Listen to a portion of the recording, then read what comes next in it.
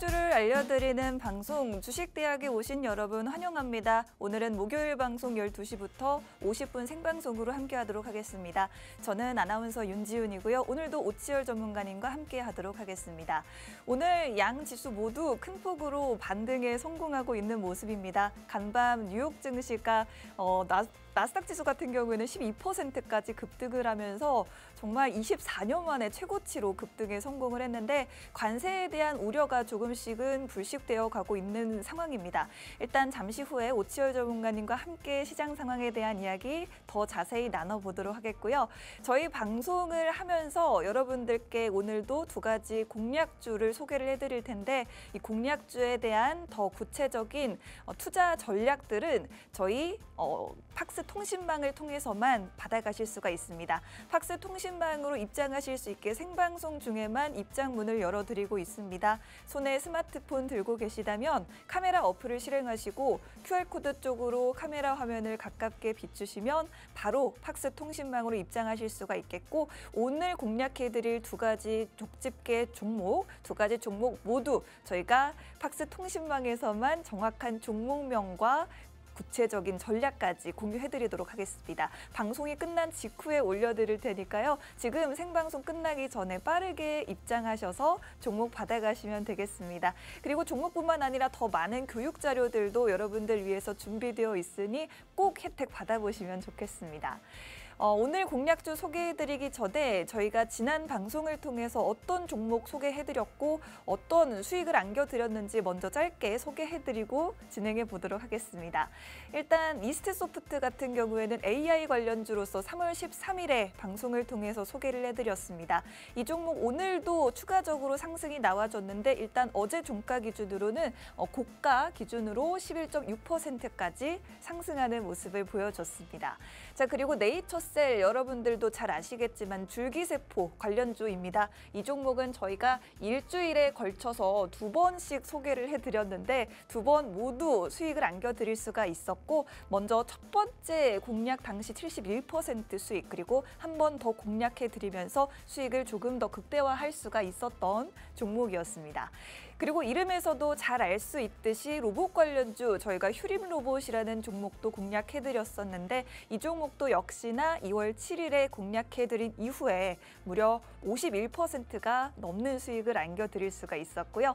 그리고 SL 이 종목 같은 경우에는 자동차 부품주로 많이 알고 계실 텐데 자율주행 관련주로 저희 전문가님이 소개해 주셨습니다. SL도 저희가 2월 7일 방송에서 소개해드렸고 그 이후에 42.7%라는 높은 수익을 기록할 수가 있었습니다.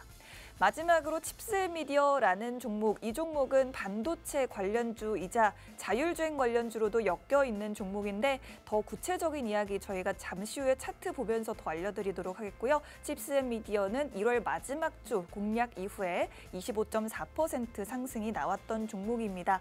이렇게 계속해서 여러분들께 수익 안겨드릴 수 있는 종목, 오늘도 두 가지 종목 소개해드릴 텐데 이렇게 언제 저희가 이런 종목들을 소개해드렸고 어떻게 타점을 잡아서 여러분들께 수익을 극대화해드릴 수 있었는지 차트 보면서 한번 살펴보도록 하겠습니다.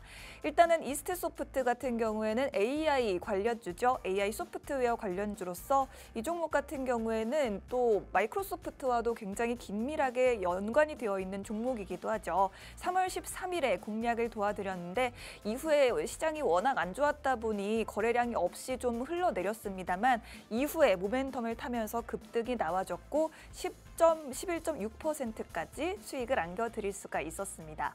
지금 워낙 좋은 종목들, 저점에 있는 종목들이 많은데 지금 우리 시장이 좀 살아나고 있고 그리고 관세에 대한 우려도 조금씩 차차 누그러지고 있기 때문에 이렇게 좋은 종목들 좀 저점으로 내려왔을 때 한 번 더 볼 수 있지 않나 생각이 드는데 이런 AS에 대한 이야기도 잠시 후에 오치열 전문가님과 함께 나눠보도록 하겠고요. 다음으로 저희가 네이처셀 이 종목은 줄기세포 관련주, 바이오 관련주로 소개를 해드렸습니다. 이 종목 같은 경우에는 관절염 치료제에 관련해서 FDA에서 승인을 받았다라는 그런 기대감으로 2월 14일, 2월 21일 저희가 두 차례 공략을 해드리면서 수익을 극대화할 수가 있었는데 이렇게 공략 이후에 횡보가 살짝 있었습니다만 그래도 자리를 크게 이탈하지 않으면서 지켜줬고 이후에 이렇게 상한가 두 번이나 기록을 하면서 수익 75%나 챙겨드릴 수가 있었던 종목이었습니다. 이 종목은 그 이후에도 계속해서 상승세가 좀 유지가 되었기 때문에 여러분들이 매수하고 매도하시는 데까지 어려움을 느끼지 않으셨을 만한 종목이었고 이런 종목들도 역시나 앞으로 계속해서 다시 한번 모멘텀이 받쳐주진 않을지 이런 부분에 대해서도 전문가님과 잠시 후에 궁금증 해결해 보도록 하겠습니다. 최근에 가장 수익이 좋았던 네이처셀이라는 종목 차트 보여드렸고요. 다음으로는 많이들 아실 법한 로봇 관련주로 다시 소개를 해드리겠습니다. 이 종목 같은 경우에 2월 7일 생방송을 통해서 여러분들께 소개해드렸는데 보시는 것처럼 이 종목 같은 경우에는 저희가 방송했던 당일에 이렇게 좀 급등이 나와줬고 그뿐만 아니라 그 다음 날에도 이렇게 급등이 한 번 더 나와주면서 저희 방송 이후에, 방송 직후에 정말 큰 폭으로 상승을 누릴 수가 있었던 종목으로 말씀을 드렸습니다. 지금은 로봇 관련주들이 살짝 쉬어가고 있는데 그 전에 워낙 강했다 보니 다시 한번 좀 시기를 타게 된다면 로봇 관련주들 다시 랠리가 나올 수 있지 않을까 생각이 드는데 이렇게 지금 시장이 많이 빠졌다가 반등하는 시기에 다시 노려볼 만한 섹터에 대해서 오늘도 이야기 계속 나눠볼 테니 꼭 주목해 주시면 좋겠습니다.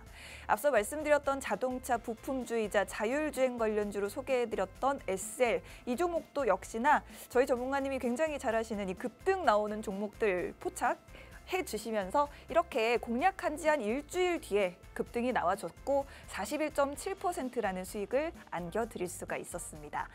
그리고 칩스앤미디어 같은 경우에도 역시 마찬가지로 자율주행 관련한 모멘텀도 있을 뿐만 아니라 반도체 관련주이기도 하죠. 컴퓨터의 두뇌 역할을 하는 게 CPU라고 한다면 인공지능의 두뇌 역할을 하는 것은 GPU.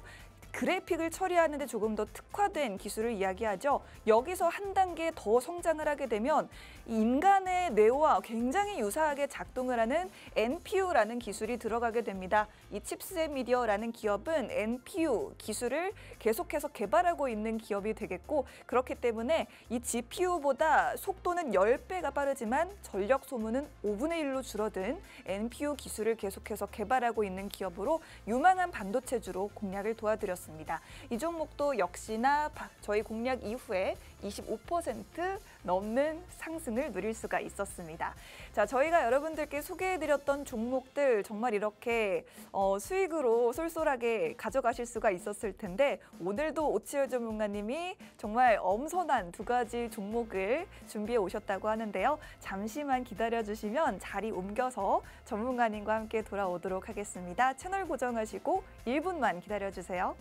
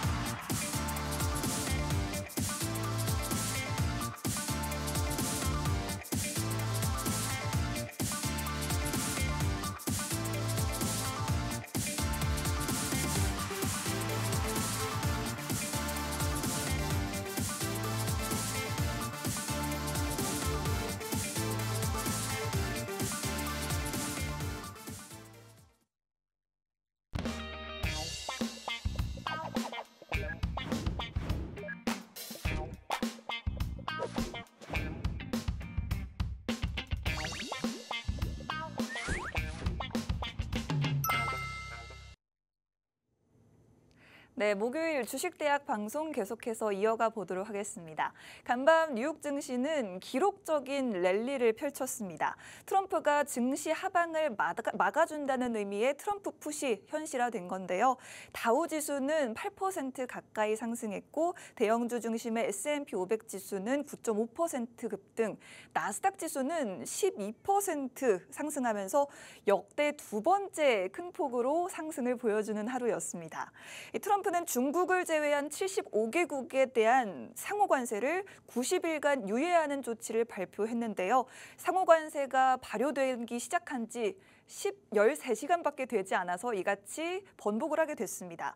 트럼프는 특히나 간밤 개장 직후에 SNS를 통해서 지금이 바로 매수의 기회다라고 글을 올리면서 어떤 상호 관세에 대한 조치를 예고하기도 했었는데요. 실제로 그 이후에 힌트를 제공한 이후에 이렇게 관세 유예 조치를 발표를 하게 되면서 증시가 급등을 시작했습니다.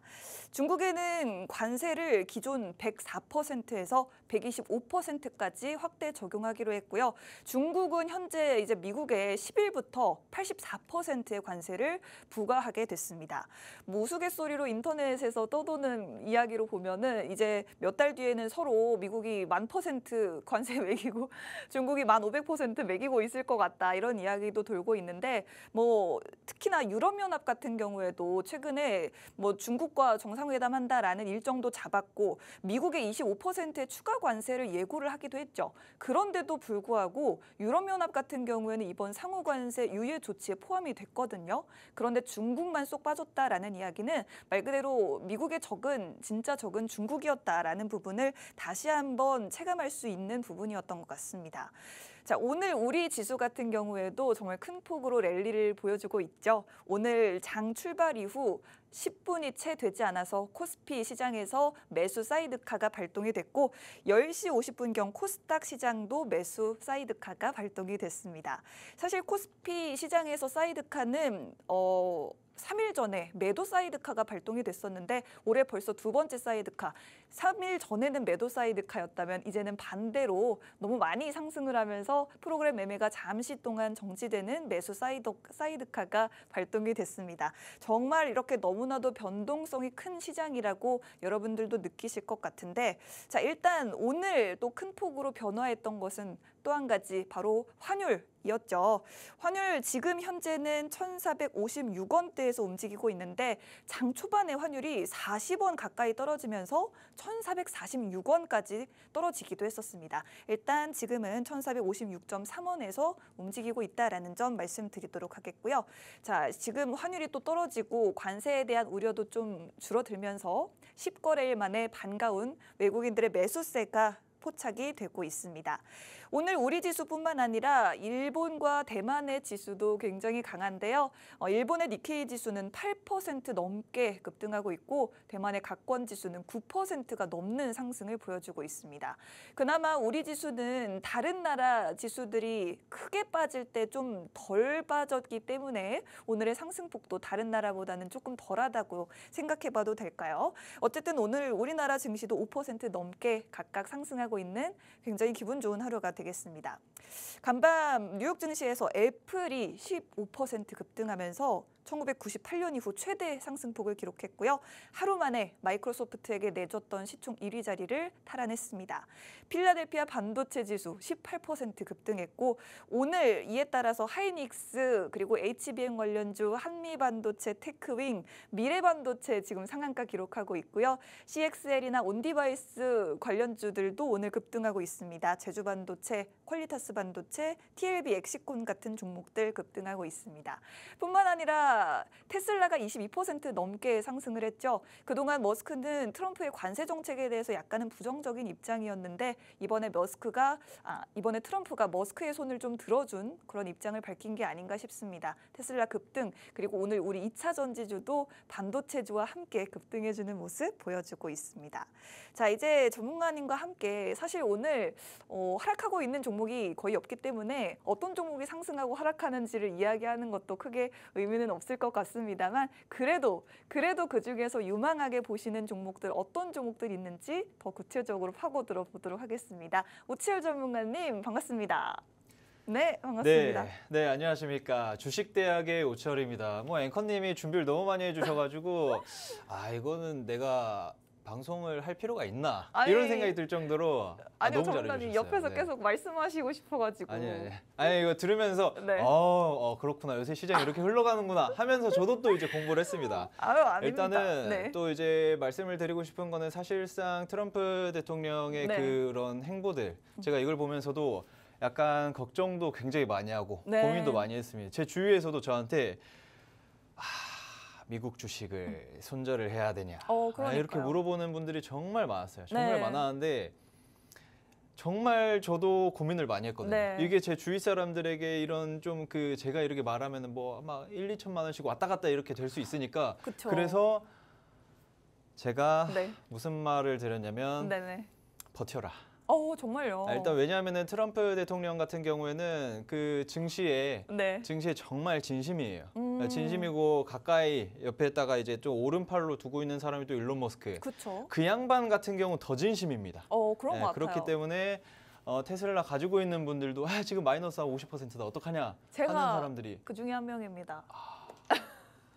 아니 왜냐면 테슬라가 어제 22%가 올랐는데 많이 올랐죠. 그래도 제가 지금 26%가 손실 중이거든요. 그렇구나. 자 일단 저는 네. 이제 이게 테슬라가 지금 네. 자리를 잘 다지고 있길래 제가 주위에서 이제 테슬라 사도 되겠다 했는데 고점에서 이렇게 매수를 하신 분들도 많이 계십니다. 그런 분들은 마음이 아픈 거죠. 근데 마음이 지금 아픈 워낙 건데. 많이 빠졌기 때문에 어제 급등했음에도 불구하고 여전히 자리가 굉장히 저점이다라고 좀 보여지거든요, 전문가님. 그렇죠. 지금 가격대가 솔직히 말씀드리면 한 3, 4년, 5년 요 근래들 중에 나름대로 저점이에요. 와. 나름대로 약간 중간 조금 더 저점이기 때문에 네. 지금 자리도 굉장히 나쁘지 않다. 그래서 제가 어쨌든 결과적으로는 사실 트럼프 대통령의 그 관세 행보에 대해서는 할 이야기가 굉장히 많습니다. 이거는 이것만으로도 한 1시간 채울 수 있는데 네, 한번 제가 해볼까요? 한번 할까요? 네. 하면은 오늘 방송 뭐 한 2시간 하는 겁니다.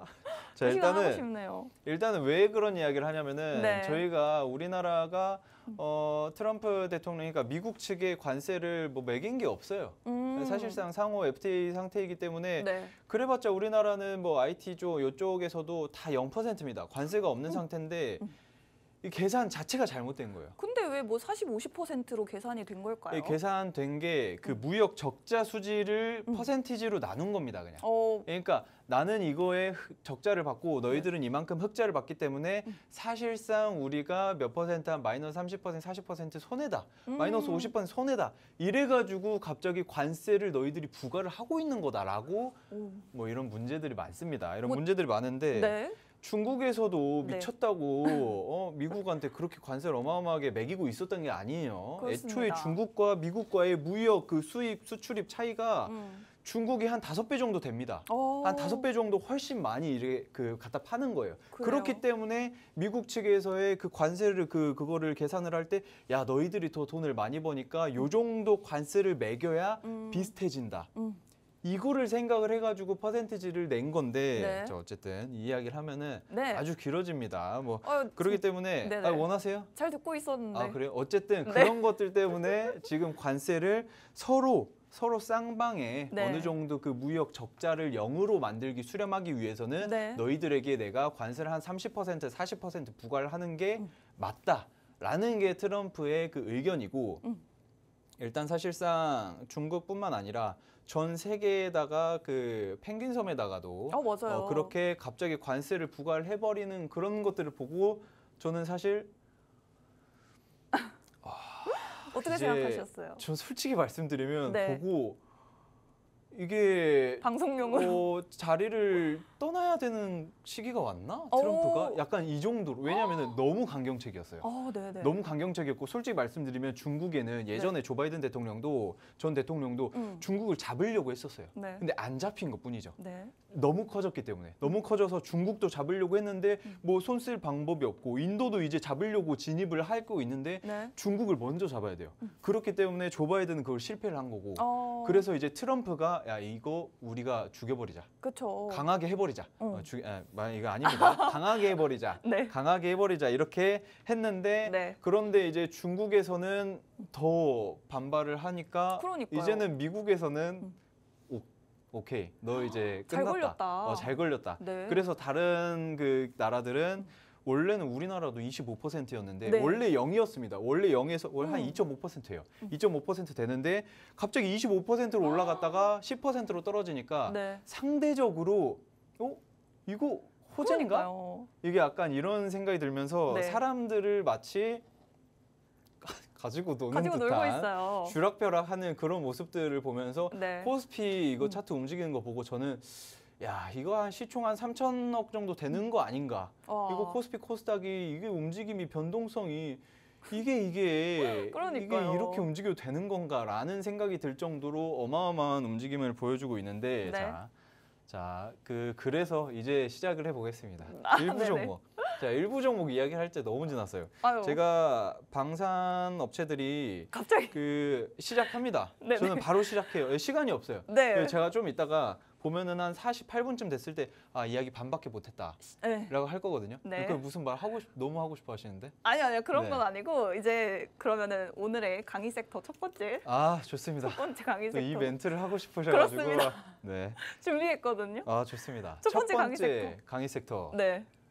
바로 방산입니다. 방산. 앵커님 요새 방산 어떻게 보시나요? 최근에 계속 좀 좋았잖아요. 근데 사실 시장이 너무 안 좋을 때는 뭐 다 같이 빠지고 오늘은 또 너무 시장이 좋으니까 다 같이 올라가서 사실은 옥석 가리기가 좀 어려운 것 어렵죠. 같아요. 네.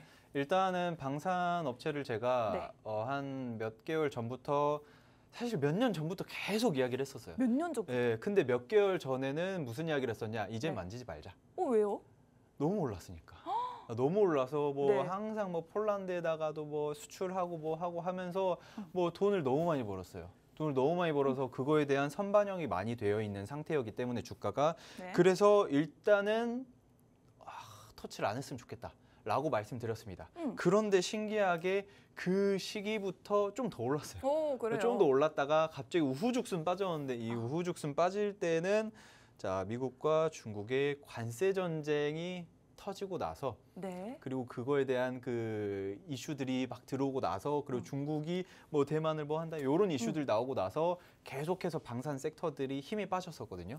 제가 이거를 유심히 보면서 이거 타이밍 한번 오겠다.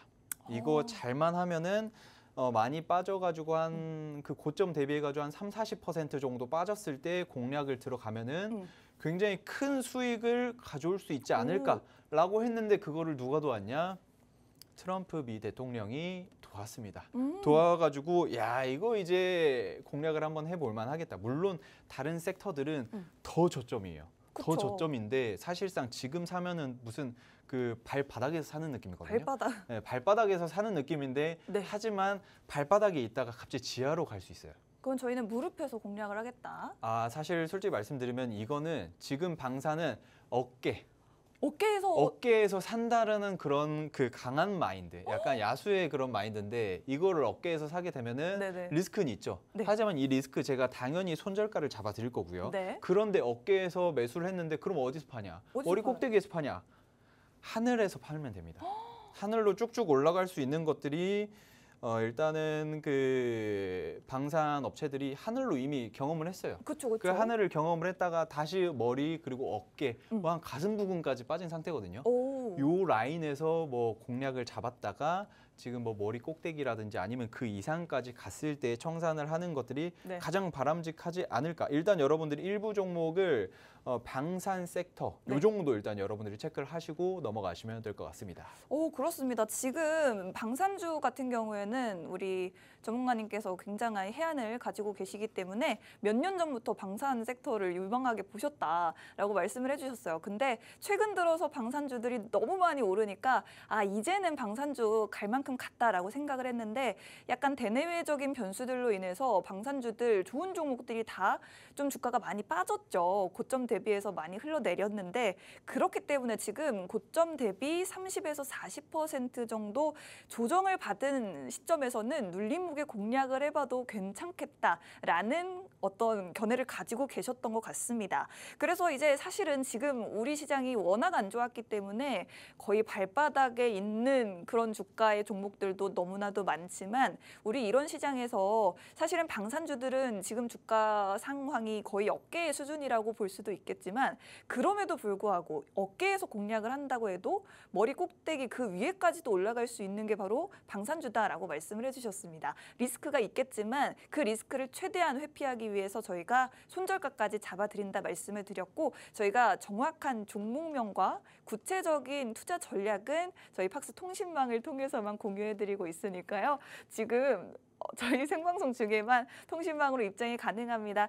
입장하실 수 있게 한번 설명해 드릴게요. 여러분들 손에 스마트폰 들고 계시다면 카메라 실행하시고 여기 네모나게 QR코드 보이시죠? 카메라 화면을 QR코드로 가깝게 가져다 대시면 지금 바로 팍스 통신망 입장하실 수 있습니다. 방송 시간이 너무나도 짧습니다. 벌써 방송 절반이 진행이 됐는데 더 많은 이야기 하기 위해 통신망에서 여러분들께 정보 전달해드리고 있으니 꼭 들어오셔서 혜택 받아보시면 좋을 것 같습니다. 자, 그래서 지금 뭐 리스크도 있을 수 있겠지만 어깨에 있는 방산주들이지만 그래도 꼭대기까지 올라갈 수 있는 이유가 있다. 어떤 이유들이 있을까요? 자, 일단은 방산 섹터가 요새 뭐 호재들이 많이 있습니다. 솔직히 네. 말씀드리면 제가 그 주식 방송을 한 지도 벌써 꽤 됐는데 처음부터 계속 말씀드렸던 게 우리나라는 휴전 국가이기 때문에 방위산업 관련주는 하나쯤은 반드시 가지고 있어야 된다. 뭐 갑자기 슈팅 나와서 테마성으로 슈팅 나왔을 때 팔고 나올 수 있는 가장 좋은 종목이다라고 말씀드렸었고 네. 그리고 또 제가 이거와 비슷한 걸로 저번 주에 뭘 말씀드렸냐면 자, 그때 꿈비요? 그때 제로투세븐 저번 주에 왜 그러냐면 우리나라 출산율이 세계 최저이기 때문에 방산과 함께 뭐 이런 저출산 관련주들을 담아가는 게 좋을 것 같습니다라고 말씀드렸었죠. 그런데 와, 이거 뭐 그 돗자리 깔았습니다. 갑자기 그 관세 이거 미친 듯이 터졌는데도 불구하고 혼자 올라요. 혼자 꿈비 제로투세븐 뭐로 이런 친구들이 혼자 오릅니다. 혼자 오르는 거 보고 저는 딱 무슨 생각 들었냐면 돗자리를 깔아야 되나? 이거 뭐 앞에 나와가지고 이거 뭐 약간 좀 누구 사주라도 봐줘야 되나? 약간 이런 생각이 들 정도로 잘 가더라고요. 그러게요. 아, 이거 저는 보면서 야, 이거는 이게 지난주에 공략한 거 맞나요? 이거는 지난주에 제가 그 공략주로 말씀드린 게 아니라 방송을 하면서 이런 것들 담아가야 된다. 그냥 바로바로 말씀드렸었어요. 그런데 잘 갔죠. 잘 갔는데 내 공략주로 가지고 왔으면 더 좋았을 걸. 이런 생각도 듭니다. 뭐 그러면은 많은 투자자분들이 공략을 해가면서 수익도 가져갔지 않았을까 이런 생각도 하는데 어쨌든 그래서 방위산업이 왜 좋냐. 다시 본론으로 좀 돌아와가지고 최근에 뭐 유가 환율 변동성이나 뭐 이런 것들에 대해서도 간단하게 좀 설명을 드리자면은 지금 뭐 이거는 관세 전쟁으로 인해 가지고 유가 수요가 어느 정도 현저하게 줄어들겠다. 그래가지고 뭐 브렌트유라든지 뭐 휘발유 뭐 이런 것들 텍사스유 다 떨어집니다. 다 떨어지면서 그래서 저는 이거 한두 달 있다가 기름 넣어야겠다 하고 차 안 가지고 다닙니다. 그냥. 장난이고요. 그냥 하는 소리고. 물론 선물이 지금 보시면서 선물이 한 $50까지 떨어졌는데 이거는 반영 언제 되냐? 휘발유 가격 안 줄었는데요. 2달 후에 반영됩니다. 2달 후에. 그래서 선물이에요. 먼저 선 써가지고. 어쨌든 이런 것들을 여러분들이 체크를 하시고 지금 제가 봤을 때 다시 또 그 유가는 WTI 유가 같은 경우에는 $62까지 올라왔어요. 이렇게 변동성이 크게 움직이고 있는 그런 와중에 전쟁 상태다. 옛날에는 뭐 총칼 뭐 이런 걸로 싸웠지만 지금은 돈으로 싸우잖아요. 맞아요. 무역 전쟁을 진행을 한 지가 벌써 한 10년 된 것 같은데 미국이랑 중국이랑 한 10년째 무역으로 다툼을 하고 있는데 이제는 뭐 관세로 어마어마하게 싸우고 있습니다. 이 싸우고 있는 와중에 중국에서는 틈만 나면은 뭐 히토류 카드 꺼내 들고 뭐 이런 식으로 싸우고 있는 그런 상황인데 여기에서 리스크 있는 게 뭐냐면은 유럽에서는 무서운 거죠. 유럽에서는 무서워가지고 왜냐하면 러시아가 계속 판을 키우고 있고 아직도 전쟁이 안 끝났잖아요. 그렇습니다. 지금 우리는 잠잠해가지고 뭐 전쟁 끝났나 안 끝났나 잘 이제 무뎌져요. 곧 끝날 것 같은 그런 느낌인데. 그렇죠. 그게 한 몇 년 됐어요. 그래요. 곧 끝날 것 같은 느낌은 전쟁 터지고 나서 일주일 정도 지나고 났을 때부터 생겼어요. 근데 트럼프 대통령이 제일 먼저 저기 종전 휴전 시키겠다. 그거를 시작을 했는데 바로 취임식 때 했잖아요. 그러니까요. 취임식 때 24시간 안에 휴전시킬게요. 맞아요. 이랬는데 지금 벌써 몇 시간이 되지? 이제 어쨌든 꽤 관세로 온통 집중이 되는 바람에 이게는 이제 뭐 신경을 많이 못 쓰게 될 수밖에 없죠. 왜냐하면 러시아랑 우크라이나랑 막 싸우고 있고 저 이라크에서는 계속 싸웁니다. 싸우고 있는 상태에서 중국이랑 미국이랑 이렇게 치고받고 하는 그런 와중에 유럽 쪽에서는 그 공포감이 커지죠.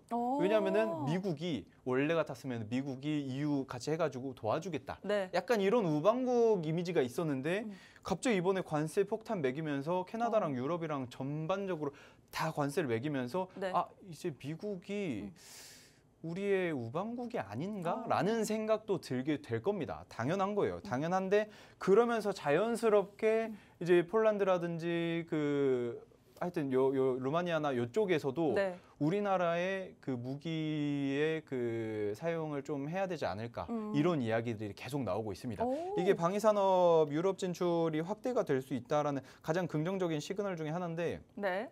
우리나라가 무기를 대충 만들 수가 없잖아요. 대충 만들 수가 없어요. 네네. 위에서 갑자기 그 이상한 그 사람 있잖아요. 그 김정은이라고 하는 네. 그런 그 양반이 갑자기 언제 미사일을 쏠지 몰라요.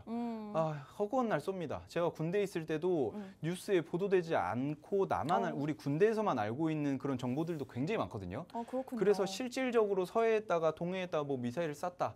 이러면은 한 10개 중에 하나만 뉴스가 보도가 돼요. 일부분이었군요. 그렇죠. 그 정도로 허구한 날 쏴대는데 네. 그렇기 때문에 우리나라는 방산을 계속해서 투자를 하고 있고 우리나라 GDP 대비해가지고 전 세계에서 정말 많은 양의 그 GDP를 방위비를 계속 증액을 하고 있는데 네. 이제 유럽에서는 무슨 전쟁이야. 어쨌든 제가 지금 말할 게 많아가지고 계속 말이 많아지는데 무슨 전쟁이야라고 했는데 네. 이제는 진짜 전쟁이 날지 모를 거다라는 그런 불안감 때문에 전 세계 원래는 독일 전차가 가장 핫했잖아요. 네. 그런데 이제 전차들의 그 좀 그 성능이라든지 이런 것들을 체크를 해보니까 네. 한국이 대단한데? 한국의 전차가 굉장히 좋다. 대한민국의 전차들 그리고 대한민국의 전투기 네. 옛날에는 뭐 러시아랑 미국 거를 이 이야기 계속 길어지는데 네, 전반적으로 네. 그 러시아 거를 원래 가지고 와가지고 네. 옛날에는 그래야 개량을 좀 했었죠. 그 이후에는 미국 거를 가지고 와가지고 개량을 해가지고 우리나라 K를 붙여가지고 KF 뭐 이런 것들 그 공군 비행기들 많이 만들잖아요. 그런데 이제 우리나라가 완전 자체 개발을 한 것들이 계속 생기고 있습니다. 뭐 KF-21도 이번에 뭐 보라매나 이런 것들도 만들어가지고 보여주는데. 저희 뭐 무기에 관심이 많으신가요? 예, 관심 많습니다. 굉장히 해박하시네요. 아니 네. 이런 거는 뭐 네. 앵커님이 저보다 더 해박하신 것 같은데. 지금? 아니 아까 뭐 말씀하시는 거 들어보니까 아주 또 왜요? 그 뉴스인 줄 알았어요. 아니 저 또 말 많이 했다고. 아닙니다. 그래. 어쨌든 이런 것들을 네. 우리나라가 자체적으로 개발을 하고 있는데 네. 이런 것들을 보면서 폴란드랑 그 유고슬라비아랑 루마니아랑 이걸 보면서 야 이거 굉장히 괜찮다 해가지고 가지고 오려고 지금 협상 중입니다. 그래요? 네, 협상 중인 상태에서 계속 주가가 오르고 있는 와중에 트럼프가 한번 눌러주니까 이때가 타이밍이다. 라는 그런 게 움직임이 나오고 있는데 네. 제가 봤을 때 뭐 FA라든지 KF라든지 이런 그 이름을 붙인 그 우리나라 전투기들 이런 것들만 봐도 야 향후 우리나라의 그 K 방산의 큰 위상을 예전에는 전차를 많이 했었잖아요. 네. 전차를 했는데 이제는 또 이제 전투기입니다. 네. 전투기를 좀 하면서 우리나라도 최근에 그 우주로 또 올라가시잖아요. 올라가시면서 이런 것들 보면서 네. 우리나라도 이제 우주항공 쪽에서는 선두주자가 되지 않을까라는 그런 기대감에 자 지금 뭐 우주청, 우주항공청 제가 네. 우주항공청 신설하기도 전에 네. 예전부터 네. 하나에어로스페이스를 매수를 하십시오. 어머. 이거를 정말 많이 했어요. 그랬어요. 네, 정말 많이 했었는데 자. 네, 그렇죠. 체코와 우주항공이 같이 또 협력을 하게 되면서 이것만 봐도 아주 우리나라가 훌륭한 그런 게 되지 않나. 갑자기 멘트가 백지처럼 싹 사라졌습니다. 총무관님 그때 하나에어로스페이스 얼마였죠? 지금이 엄청 비싸잖아요. 그렇죠. 근데 그때 당시 3만 4만 원 뭐 이때 3만 4만 원? 한 4, 5만 원. 잠시만요. 네. 제가 차트를 한번 보면서 이야기를 해야 될 것 같은데 어쨌든 오래됐습니다. 지금 72만 원인데요? 잘못했어요. 제가 다른 거랑 헷갈렸습니다. 그때 15만 원. 과장이 심하시네요. 15만 원 정도. 15만 원. 제가 어쨌든 10만 원대에서 공략을 해드렸었습니다. 한 10만 원, 14만 원 이때 말씀드렸었는데 그런데 이게 어마어마하죠. 잘 올라갔습니다. 근데 하나에어로스페이스는 좀 혼나야 됩니다. 왜요? 이렇게 개인 투자자들이 들어갈 타이밍도 안 주고 그러니까. 조금 눌리고 바로 올라가는 거 보니까 아, 트럼프 대통령의 힘이 하나 에어로스페이스에는 먹히지 않았구나. 그런데 제가 오늘 가지고 온 녀석은 네. 잘 눌렸어요. 지금 시간이 없기 때문에 차트를 한번 보고 넘어갈 건데 좋아요, 좋아요. 자, 차트가 많이 눌렸습니다. 원래 같았으면 최근에 한 5만 원대까지 좀 빠졌었다가 네. 쭉쭉쭉 올라서 거의 순식간에 10만 원까지 갔었거든요. 오. 10만 원까지 가는 것도 이게 폴란드랑 체코랑 뭐 루마니아 뭐 이런 쪽에서도 계속해서 긍정적인 시그널을 보이면서 이 전투기를 판매를 할 수 있겠다. 수주권들이 협상이 되면서 긍정적으로 보여주면서 주가가 굉장히 올랐었는데 네. 우주항공청이라고 해가지고 결과적으로 하나 에어로스페이스랑 키 맞추기를 하려고 했었어요. 하려고 했었으나 지금 코스피가 하루에 5%씩 빠지는데 그러니까요. 어떻게 버팁니까? 네. 이렇게 쭉쭉쭉 빠져서 제가 봤을 때 이 종목이 지금 한 7만 5천 원대에 왔다 갔다 하고 있는데 네. 정확하게 말씀드리겠습니다. 네. 이게 제가 항상 말씀드리지만 매수를 하기 전에 언제 손절을 할지 먼저 생각하셔야 돼요. 그렇죠. 네, 그게 가장 중요하고 목표 주가 설정하기 전에 손절가를 먼저 생각을 하셔야 되는데 이 종목 같은 경우에는 6만 5천 원 터치하면 바로 청산. 바로 손절하는 걸로. 네. 6만 5천 원을 이탈을 하게 되면은 이 종목은 5만 원대까지 회귀를 할 수 있다라고 생각을 하셔야 돼요. 네. 그래서 이 종목 같은 경우에는 한 7만 5천 원 이하에서 공략을 하셔가지고 6만 5천 원 이탈을 하면은 손절을 하시는 게 좋고, 그리고 언제 수익을 실현을 하냐, 그게 가장 또 중요하죠. 네. 그거 같은 경우에는 궁금하시면 저한테 오셔가지고 물어보세요. 저한테 오셔가지고 네. 언제 팔면 됩니다라고 제가 사인을 드릴 테니까 그 네. 부분에 대해서는 여기 있죠. 여기 눌러가지고 저한테 오시면은 제가 하나 둘 시원하게 안내를 해드리도록 하겠습니다. 제가 지금 일단 보니까 그 방산 관련주들 이렇게 현재가로 쭉 비교를 해봤는데 7만 5천 원에 있는 종목을 하나를 찾아냈어요, 전문가님. 아, 그런가요? 그래서 일단 어떤 종목인지는 알겠거든요. 네. 공개를 하진 않겠습니다. 네네네네. 뭐 공개하셔도 되는데. 그래요? 네. 그럼요. 뭐 종목이 중요한가요? 목표가가 중요하다. 그럼요. 그래요? 언제 사고 언제 파는 게 가장 중요합니다. 말해요? 하고 싶은 대로 하셔도 됩니다. 원래 인생이 그런 겁니다. 근데 이 종목이 네. 사실 제가 알기로 한 2, 3년 전만 해도 하나 에어로스페이스보다 이 종목이 대장이었던 걸로 저는 기억을 하거든요. 그렇죠. 네. 우리나라에서 뭐 나루호다 쏠 때마다 가장 시원하게 움직였던 그러니까요. 그런 녀석이죠. 그런데 한화 에어로스페이스가 한화라는 그 네임밸류 때문에 그렇습니다. 가장 크게 가장 시원하게 움직였던 종목인데 이 종목이 사실 그 K의 그 대표적인 그런 이름이잖아요. 그렇습니다. 그렇기 때문에 또 대장주를 또 꿰찰 가능성이 더 크지 않나. 물론 하나 에어로스페이스만큼 커질 수 있진 않을까 모르겠지만 가능성도 충분히 있습니다. 가능성도 충분히 있고, 이 종목 같은 경우에는 네네. 우리나라를 대표를 할 수 있을 만한 우주항공청, 한국항공우주 그런 것도 있고, 그런 것도 있고, 빅텍 이런 것도 있고. 그렇죠. 빅텍, 휴니드, 이런 것들 많이 있습니다. 방산 관련주들 많이 있어요. 네. 그런 것들이 있고, 퍼스텍도 좋습니다. 그렇습니다. 퍼스텍도 고민했거든요. 그래요? 퍼스텍도 되게 괜찮다. 주가가 많이 내려왔어요. 작은 종목이. 그럼요. 시가총액이 한 3천억 되나? 오. 어쨌든 훨씬 적은데 네. 결과적으로는 굉장히 긍정적인 모습이고, 시간이 없어서 제가 또 정말 중요한 이야기를 한번 해야 되는데 네. 정말 빠르게 할게요. 네네네. 중국이랑 대만이랑 지금 리스크가 굉장히 커집니다. 그래요? 중국이랑 대만에서도 계속해서 시위나 이런 것들이 일어나고 있고, 중국이 실제 대만 상륙 작전 훈련을 진행을 해요. 네. 2일부터 진행을 며칠 계속 했었고, 대만 포위 훈련이죠. 육군, 해군, 공군, 경찰, 그리고 로켓까지 다 동원해가지고 어느 식으로 포위를 해가지고 어떻게 상륙을 하면 될지, 바지선이라고 하는데 바지선이라고 그 상륙을 해가지고 올라갈 수 있는 것들, 네. 이런 것들까지도 한 신규로 한 3척 정도를 건조를 해가지고 이번에 또 같이 훈련을 또 했거든요. 네. 이런 것들만 봐도 대만에서의 그 리스크가 굉장히 커지고 있다.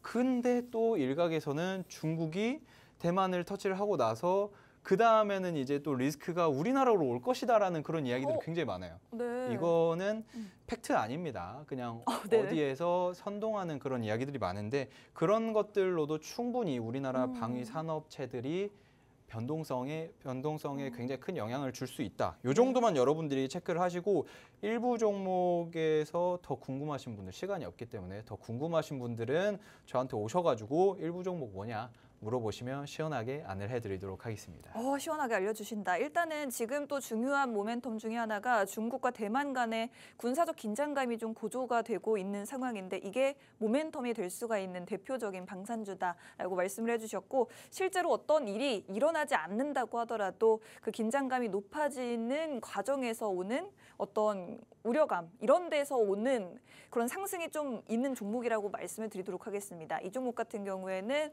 과거에 한화 에어로스페이스보다 조금 더 대장 역할을 했던 종목이지만 지금은 좀 주가가 부진한 모습이다. 하지만 한화 에어로스페이스 못지않게 상승 탄력을 보여줄 수 있는 종목이기 때문에 이 종목 정확한 종목명과 목표가 받아보고 싶으신 분들은 팍스 통신망으로 입장하시면 시원하게 받아보실 수가 있습니다. 저희가 일단 보여드리는 힌트, 지금 현재가가 75,000원대고 손절가를 65,000원으로 잡아주셨는데 손절가까지는 잡아드렸지만 목표가는 저희 팍스 통신망에서만 알려주신다고 하니 지금 빠르게 통신망으로 입장을 해주셔야 받아가실 수가 있겠습니다. 방송 시간 10분 남았고 10분 안에 입장하셔야 종목 정보 받아가실 수 있습니다. 스마트폰에 카메라 실행하시고요. QR코드 쪽으로 카메라 가까이 비추기만 하시면 지금 바로 입장하실 수가 있겠습니다.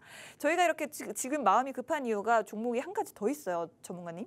네네. 빨리 해볼까요? 자, 2부 섹터, 2부 강의 섹터 같은 경우는 또 이게 또 중요합니다. 네. 원전이죠.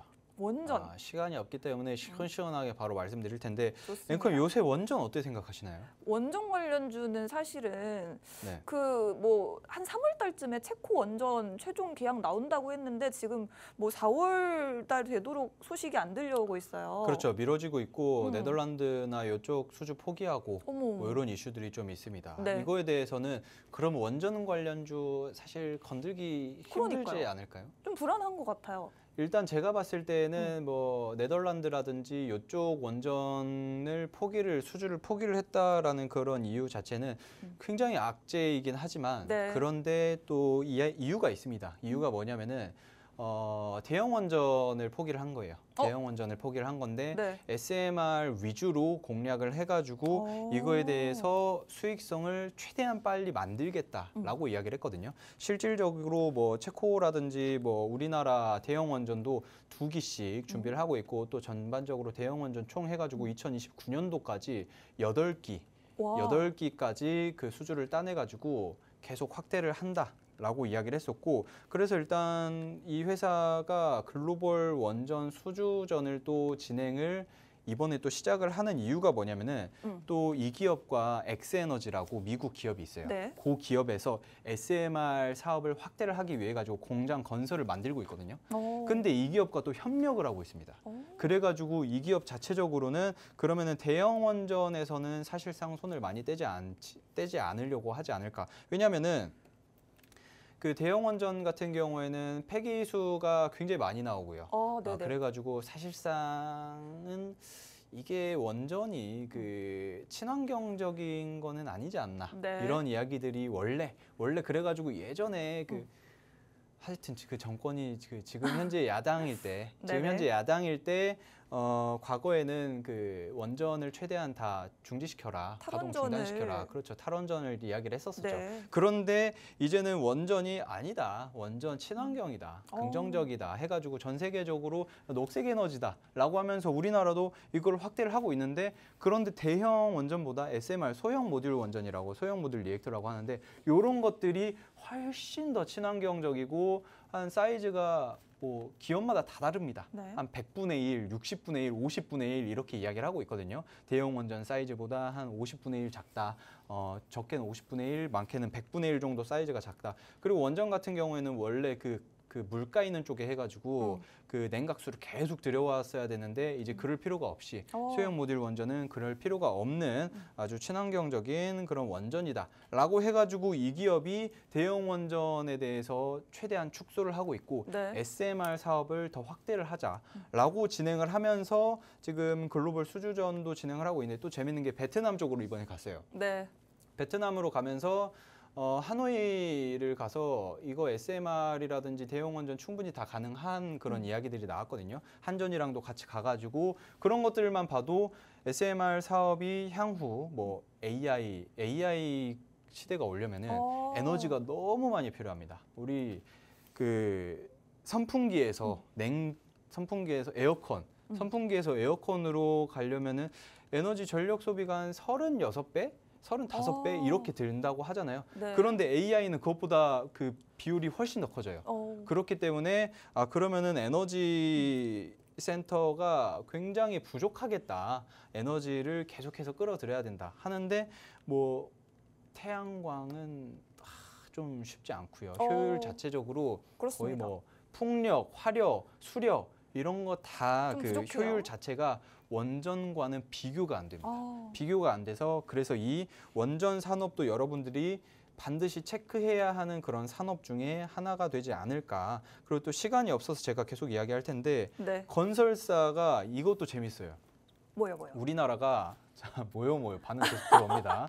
자, 일단은 그 건설사가 원래 우리나라 건설사들이 야 이거 줄도산 하는 거 아니냐 이거 큰일 났다 하고 있는데 이제 건설사에서 SMR 시장을 진입을 하고 있습니다. SMR 플랜트 사업을 진행을 하고 있어요. 왜 그러냐면은 SMR을 만들어 놓는 것들 이 기술력을 가지고 있는 게 향후 어마어마한 그 영향력을 미칠 수 있다라는 거를 본인들도 알고 있거든요. 네. 그래가지고 대기업들 SK, 현대, 삼성, 롯데, GS, 한전 뭐 진행 이미 하고 있었고 그런 그 대기업들 그리고 중공업까지 플랜트 잘 만들잖아요. 거기도 그렇기 때문에 SMR 시장을 진입을 해가지고 이거를 미리 선점을 해서 확대를 해버리자라고 하는 거죠. 그래서 제가 공략을 하고 이야기 말씀드리는 게 대기업들이 투자를 시작을 한 것들은 개인 투자자들은 당연히 해야 되는 거예요. 왜냐하면은 그렇게 그쪽에서는 분석하는 사람들, 애널리스트라든지 이런 사람들이 굉장히 많잖아요. 네. 그런 사람들이 미리 분석을 끝내고 이쪽 시장에 투입을 해야 된다라고 판단을 한 거면은 개인 투자자들 역시나 그쪽 시장에다가 투자를 해가지고 큰 수익을 가져오는 게 좋지 않을까. 여러분들은 요 정도 일단 2부, 2강 생각을 해놓으시면 될 것 같습니다. 와, 저희 지금 시간이 너무 없는데 전문가님 그래도 차트는 봐야 되잖아요. 그렇죠. 지금 물 마실 시간이 없습니다. 물 마실 시간이 없습니다. 마지막으로 차트 한번 보여드릴까요? 자, 차트 보겠습니다. 네. 차트가 솔직히 제가 봤을 때는 너무 매수 타이밍이 왔거든요, 지금. 그래요? 이게 한 주봉, 월봉으로 보시면 아시겠지만 쌍바닥을 한번 만들었어요. 그리고 제가 1부 종목, 2부 종목이 둘 다 사이즈가 어느 정도 좀 큽니다. 둘 다 사이즈가 큰 이유가 요새 같은 등락폭이 큰 시장에서 한 5천억 미만의 종목을 가지고 오면 리스크가 상당하죠. 너무 변동성이 클 수 있다. 그렇죠. 갑자기 내 계좌 봤는데 왜 마이너스 50%가 됐지? 이럴 수 있어요. 그렇기 때문에 마이너스 20-30%가 가도 충분히 안정적으로 돈을 잘 벌고 있고 시가총액이 좀 튼튼한 그런 기업들을 가지고 와야 되는데 이 종목 같은 경우에는 정확하게 2만 원 이탈하면은 더 빠질 수 있습니다. 2만 원 이탈하면 16,000원까지 빠질 가능성이 굉장히 큽니다. 그래서 손절가를 2만 원. 죄송합니다. 2만 원으로 잡고 목표 주가는 27,000원으로 1차 목표 주가 1차적으로 스피디하게 올라갈 거예요. 스피디하게 올라가는데 그런데 여기서 나는 목표 주가 더 잡고 싶다 하시는 분들은 저한테 오셔가지고 물어보시면 됩니다. 그러면 제가 거의 뭐 최고점에서 부분 손절하는 법들, 부분 익절하는 법들 제가 시원하게 안내를 해드릴 테니까 그 정도 체크를 하시면서 여러분들 안내를 해드리도록 하겠습니다. 그렇습니다. 정말 하고 싶은 말이 너무나도 많은데 저희 벌써 방송 끝날 시간이 돼서 제가 요약하고 마무리하도록 하겠습니다. 일단 뭐 최근에 네덜란드에서 원전 수출을 포기하겠다 이런 악재 같은 악재가 나왔는데 이 자체만 보면 악재 같지만 좀 더 들여다보면 대형 원전을 포기하고 소형 원전에 집중해서 수익성을 더 키우겠다라는 속내가 있습니다. 그리고 이 기업 같은 경우에는 미국의 엑스에너지라는 기업과 협력을 하고 있는 기업이기도 합니다. 합니다. 검색하니까 나오네요. 자, 지금 이제 원전은 친환경 에너지는 아니지만 그래도 탄소를 배출하지 않기 때문에 무탄소 에너지로 각광을 받고 있고 특히나 대형 원전보다는 이제 소형 원전이 조금 더 각광을 받고 있기 때문에 그런 부분에서 이 종목 유망하다 말씀을 해주셨습니다. 특히나 AI 시대 정말 넘치는 전력 수요를 감당할 수 있는 가장 유망한 에너지원이 바로 원전이지 않을까라는 부분에서 이 종목 저희가 여러분들께 공략해드리고 있으니 마지막 남은 저희 방송 끝나기 전 1분 동안 통신망으로 입장해 주시면 종목 정보 받아가실 수가 있겠습니다. 본 방송에서 제공해드리는 정보는 투자 판단에 대한 조언일 뿐 주가 상승 하락을 보장하지 않는다는 점 유의하시기 바랍니다. 저희는 다음 주 목요일 12시에 다시 찾아뵙겠습니다. 고맙습니다.